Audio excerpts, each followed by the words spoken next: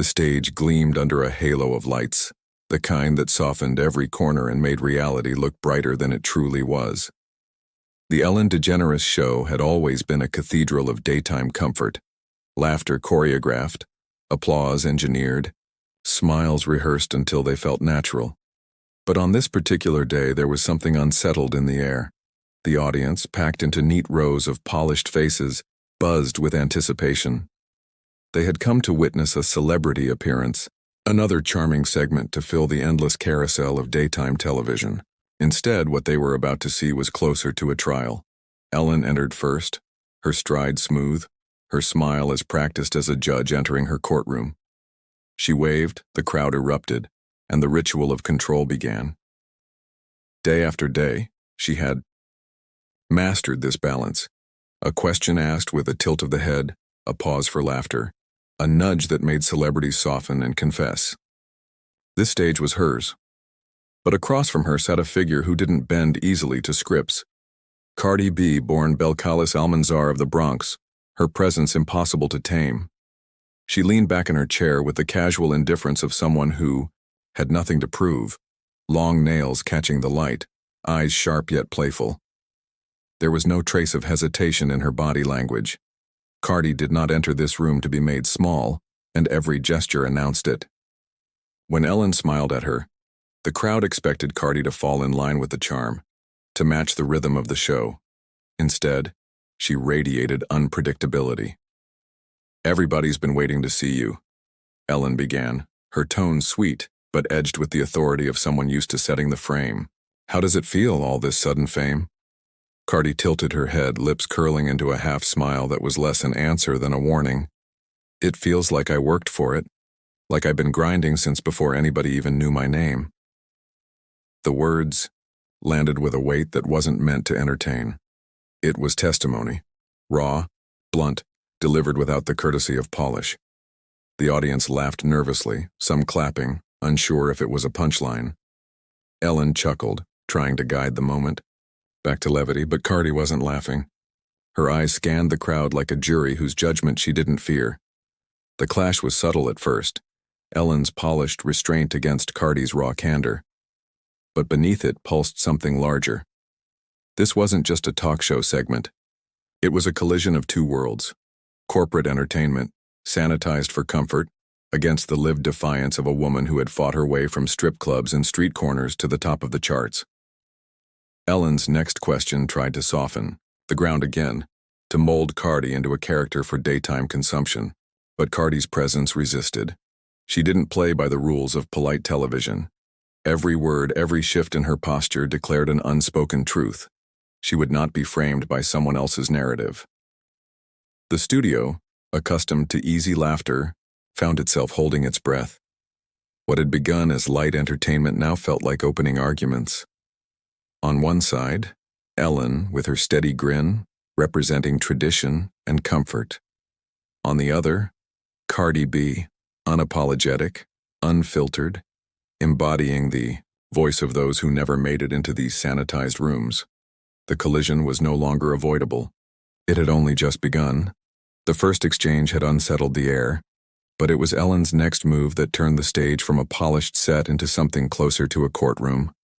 She leaned forward in her chair, eyes bright, her tone casual but edged with the precision of a question designed to disarm. "You've had such a fast rise," she said, her hand gesturing toward Cardi with practiced ease. "It feels like one day you were just making funny Instagram videos and the next you're a superstar. How do you even process something like that?" The audience chuckled. The question was framed as harmless, a polite way of saying, "Weren't you just a joke before we let you into this room?" Cardi shifted in her seat, nails tapping against her thigh, her posture suddenly sharper. She didn't smile back. She didn't indulge the laughter. Instead, her eyes locked on Ellen with a focus that broke the illusion of daytime levity. "I wasn't just making funny videos," she said, her voice low, each syllable deliberate. "I was working. I was hustling. I was making money the only ways I knew how. Because I had to survive." A ripple of silence passed through the crowd. Some in the audience smiled awkwardly, unsure whether to clap or laugh. Ellen's grin tightened, still on her face but no longer effortless. The balance of control had shifted, if only slightly. She tried to recover, her laugh light, her words quick. Of course, you worked hard, that's obvious, I just meant." But Cardi cut her off, not rudely, but with a bluntness that carried its own authority. "Nah, see, people always say it like that. Like it just happened overnight, like I ain't spent years working in clubs, putting out music, promoting myself with no label backing me. Nothing about this was overnight." The words struck with the rhythm of testimony, as though Cardi was standing before a jury rather than a studio audience. Her hands moved with conviction, her accent carving authenticity into each phrase. Ellen leaned back slightly, the practiced comfort of her posture giving way to the slightest stiffness. Her smile remained, but it was brittle now, strained under the weight of a guest who refused to play along. The audience shifted in their seats. Some cheered, others laughed nervously, caught between the show's usual rhythm and the truth unfolding before them. For many watching at home, the moment was electric, one of those rare cracks in the polished machinery of celebrity interviews where something real leaked through. Ellen tried again, her voice softer this time, almost cajoling. "No, I didn't mean to say it wasn't hard. People love the story, that kind of Cinderella rise." Cardi smirked, leaning forward now, her voice rising with energy. "But it ain't no fairy tale, it's real life. And real life ain't always pretty. People like to skip that part, but I don't. That's who I am. That's why people relate to me, I don't sugarcoat it." Applause broke out, scattered at first, then swelling, as if sections of the crowd had decided to side with her. The moment hung heavy, not as banter but as a clash of worldviews. Ellen's attempt to wrap Cardi into a neat narrative against Cardi's refusal to let her story be sanitized. For a split second, the cameras captured Ellen's face in stillness. The smile remained, but her eyes flickered, just enough to reveal the dissonance. She was the queen of this domain, used to steering every conversation back to safe, palatable waters. Yet Cardi's words had cut a channel she couldn't so easily close. The tension was not open hostility. No raised voices, no insults. But beneath the civility, the clash was undeniable. Who had the authority to define Cardi B's journey? Was it the gatekeeper with the platform or the woman who lived it? The studio lights seemed harsher now, the laughter less certain, the applause more divided. What had begun as entertainment was already transforming into a kind of public cross-examination. And though Ellen still sat in her chair of power, the momentum was no longer entirely hers. Cardi leaned back again, this time more relaxed, as though she had made her point and didn't need to prove anything further. She looked out at the audience, flashing a smile that felt less like charm and more like victory. And the crowd, sensing the shift, responded with an energy that suggested something unspoken. Ellen might run the show, but in this moment, Cardi was the one holding court. The conversation had already slipped out of Ellen's careful control, but the real fracture came when she turned almost innocently to Cardi's pregnancy. "You know," Ellen said, her voice pitched with that trademark mixture of sweetness and sly curiosity, "people are still talking about that Coachella performance. You were, 7 months pregnant? Out there in heels on stage, dancing like nothing could stop you. Weren't you worried? Weren't you scared?" The crowd laughed softly, the way they always did when Ellen framed a question as a joke. But behind the humor was an assumption, one that women, especially mothers, had been cornered by for centuries. The idea that pregnancy was a limitation, that motherhood was the boundary line of ambition. Cardi's eyes narrowed just slightly. The smile that curved across her lips wasn't one of amusement. It was something harder, edged with defiance. She sat forward, nails glittering as they caught the lights, her voice steady, blunt, unflinching. "Scared? Nah, I wasn't scared, I was working. I did that performance so everybody could see I'm pregnant, yeah, but I'm still out here working harder than most. Pregnancy ain't a weakness. It don't stop nothing." The words cut through the room like a verdict delivered from the stand. For a heartbeat, the audience froze, unsure whether to laugh, cheer, or stay silent. Then came the applause, scattered uneven like a jury divided but growing louder as Cardi's gaze swept across them. Ellen's smile wavered. She had expected Cardi to make a light-hearted quip, to laugh about swollen ankles or morning sickness. Instead, she had been met with testimony, raw, undeniable, reframing the entire narrative before millions of viewers. She tried to recover, leaning into her chair with mock disbelief. But I mean, most people would say that was risky. Dancing, performing all that energy. Cardi didn't let her finish.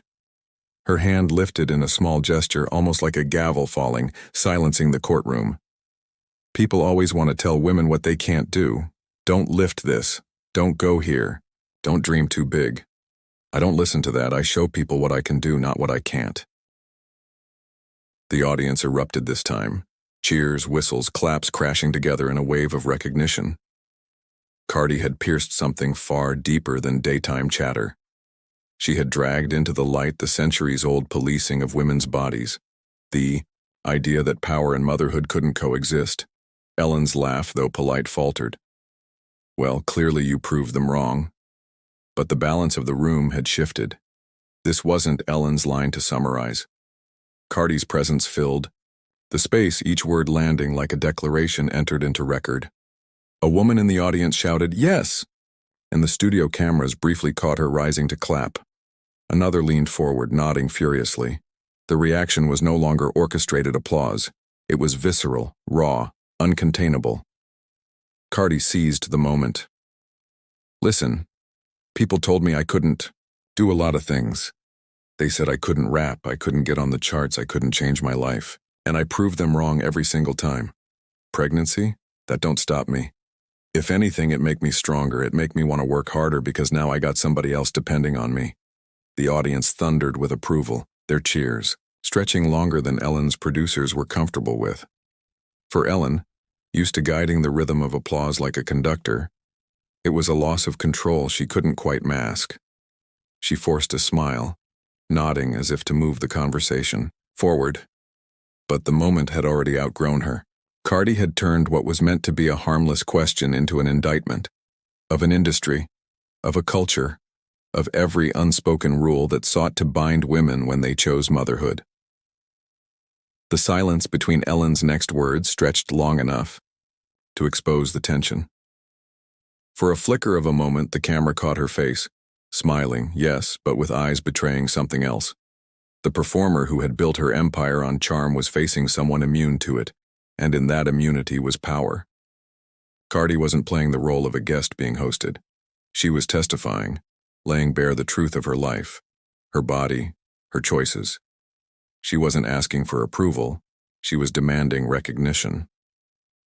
As the applause finally quieted, the studio felt different, charged, heavier, like the kind of silence that lingers after a witness drops a statement no cross-examination can undo.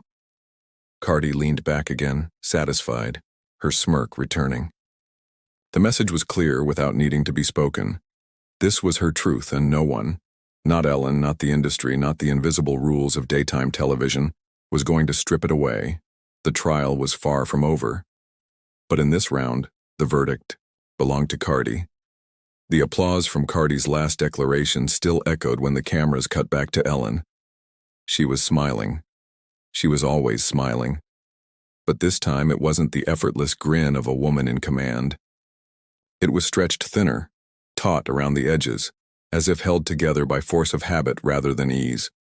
Her hand brushed across her cue cards, a small, nervous gesture masked as casual. The audience may not have noticed, but the cameras, merciless, unblinking, caught everything. Daytime television was built on smoothness, on the illusion that no question could unsettle its host. Yet in that moment, Ellen looked human, vulnerable, caught off balance. She leaned forward, her voice soft, almost pleading. Well, you've clearly proven everyone wrong. I think it's amazing, to see a young woman like yourself handling so much and doing it so confidently.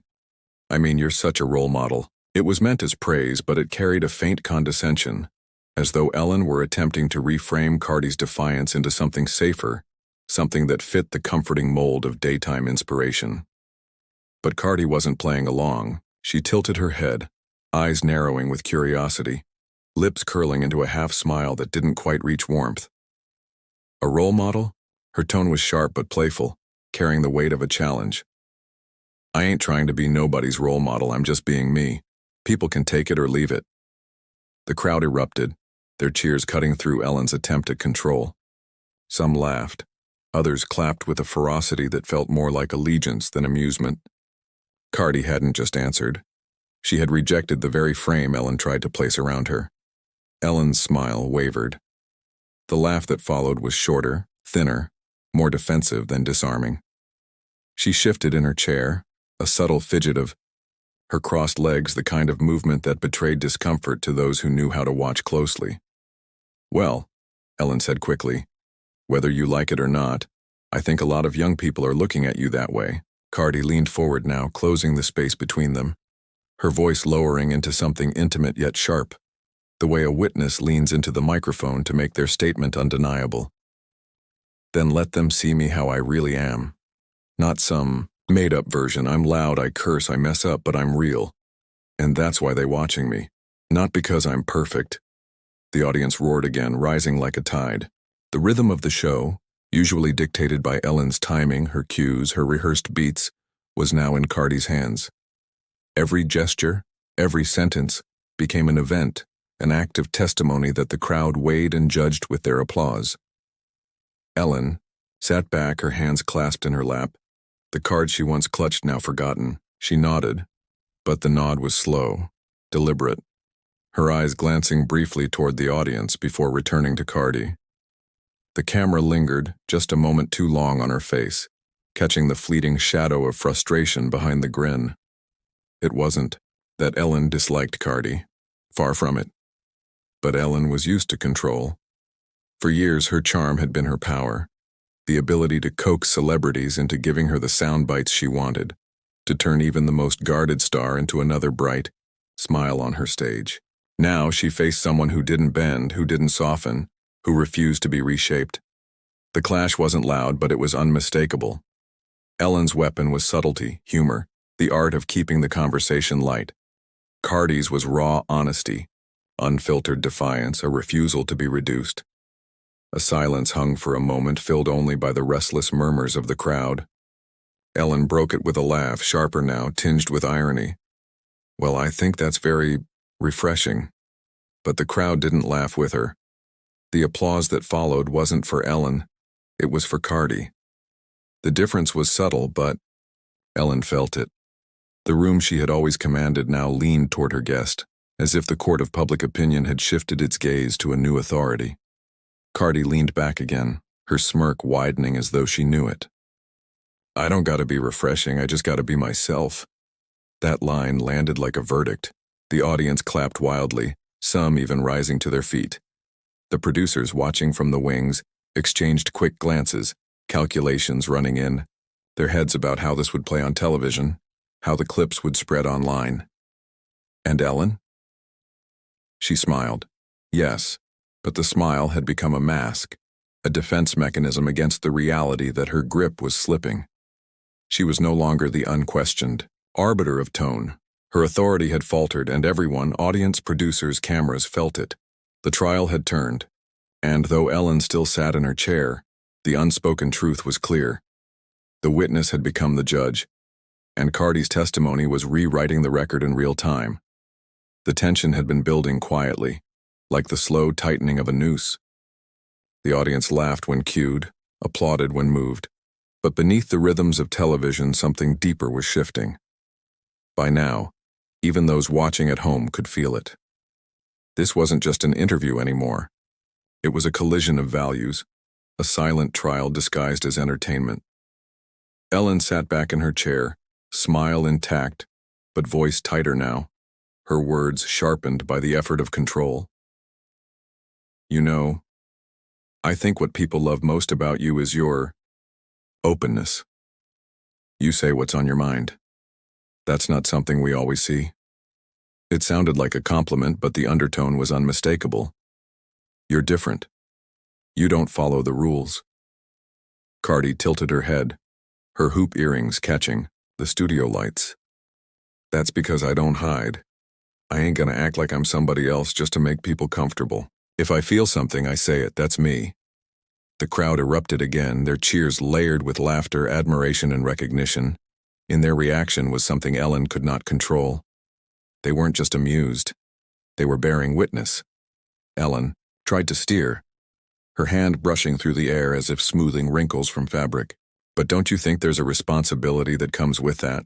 Millions of young people watching you, listening to every word. There it was, the core of Ellen's worldview. Responsibility, respectability, the belief that to be in the public eye was to conform, to polish the edges, to make yourself digestible. It was the language of daytime America, soft, safe, carefully manicured. Cardi leaned forward, her eyes flashing. See, that's where me and you different. I don't think it's my job to be perfect for nobody. I ain't never been perfect. People don't follow me because I'm safe. They follow me because I'm real. That's my responsibility, to be real. That's what I owe. Her voice carried through the room like a closing argument. She wasn't speaking just to Ellen anymore. She was speaking to every unseen critic, every voice that had tried to mold her into something smaller, quieter, more palatable. The audience clapped hard, some even whistling, their voices rising above the controlled cheer tracks the show usually relied on. Ellen's laugh was short, almost brittle now. She shifted in her chair, her posture straighter, her smile thinner. Well, she said, I suppose that's one way to look at it. Cardi didn't flinch. It's the only way. People always telling women how to talk, how to act, what they can and can't do. Especially women like me. Black, Latina, from the Bronx. They want me to play by rules that were never made for me in the first place. I ain't gonna do that. I make my own rules. The applause exploded, echoing like a gavel slamming down. For a moment, the show no longer felt like a set. It felt like a courtroom, and Cardi had just delivered a statement that no cross-examination could erase. Ellen nodded, still smiling, but her eyes betrayed a flicker of unease. She had built her empire on charm, on making guests laugh while never truly losing control. But here, in front of millions, she was losing ground. The more she tried to contain Cardi, the more the audience leaned toward her guest. The clash was no longer personal. It was ideological. Ellen represented the polished face of American entertainment, built on the promise that laughter could smooth over anything. Cardi represented raw survival, a voice forged in the grit of working-class struggle, a defiance that couldn't be sanitized for comfort. The studio lights glared brighter, the silence between words stretched longer. The tension was no longer invisible. It was alive, pulsing in the air, forcing everyone in the room to choose a side. Ellen leaned in again, her voice soft, almost maternal. Don't you think sometimes it's better to filter, just a little, to keep some things private? Cardi laughed, shaking her head, her voice bursting with conviction. Filter? I don't got no filter. That's why people love me. You see, people tired of fake.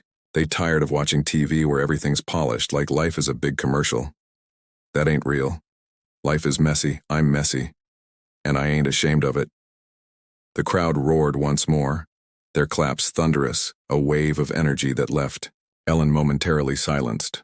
For the first time, she looked not like the judge but the witness, her authority challenged by someone who refused to play the game. Cardi leaned back, crossing her legs, her smirk returning with quiet triumph. If people want fake, they can watch something else.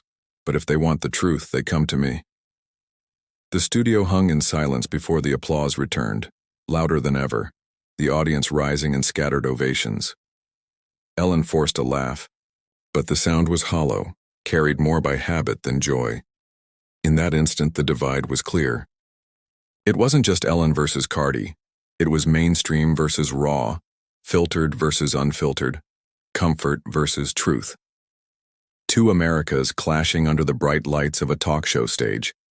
The courtroom had chosen its witness, and for the first time, Ellen's smile was no longer enough to command the room.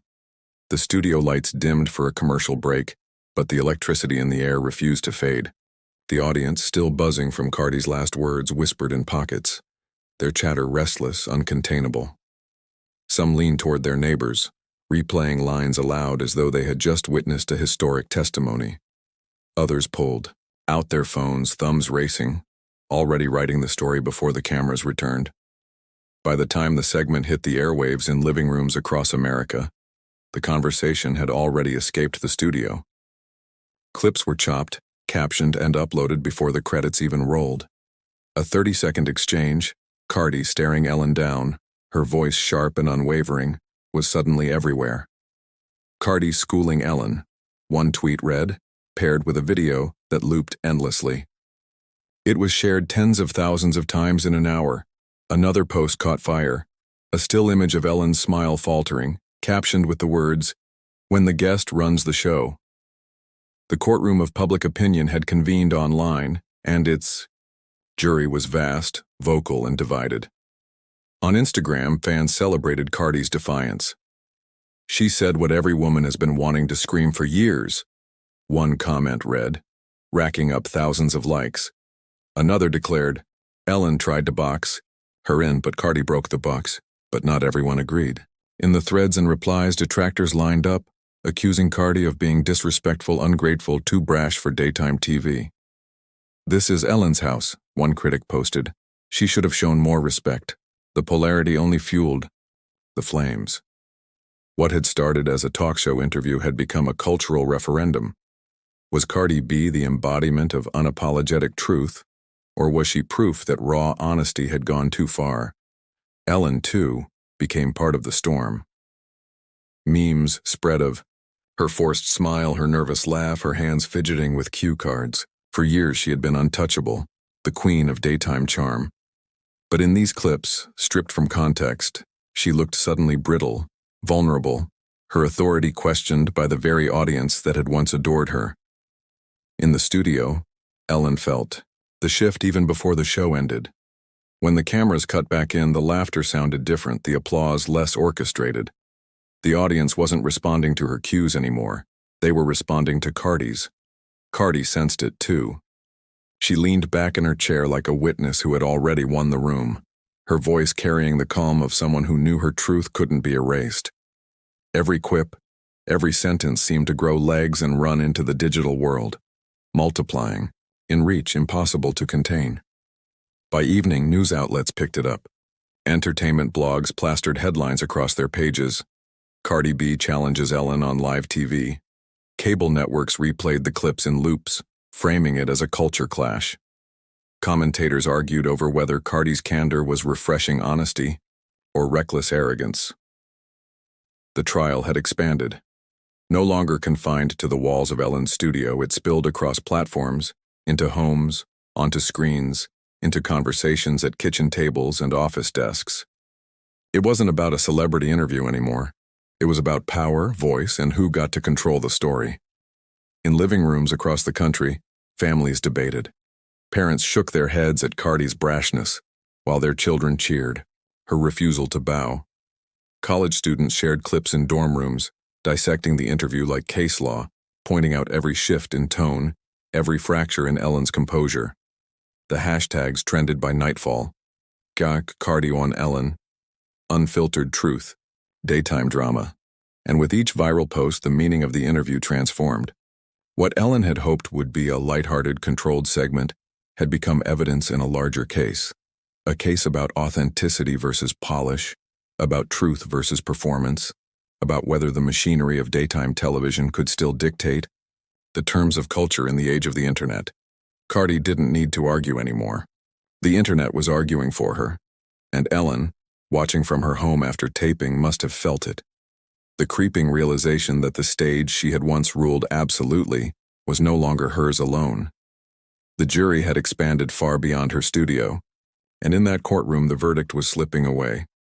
The clash had gone viral, the trial was now global, and neither woman could stop what came next.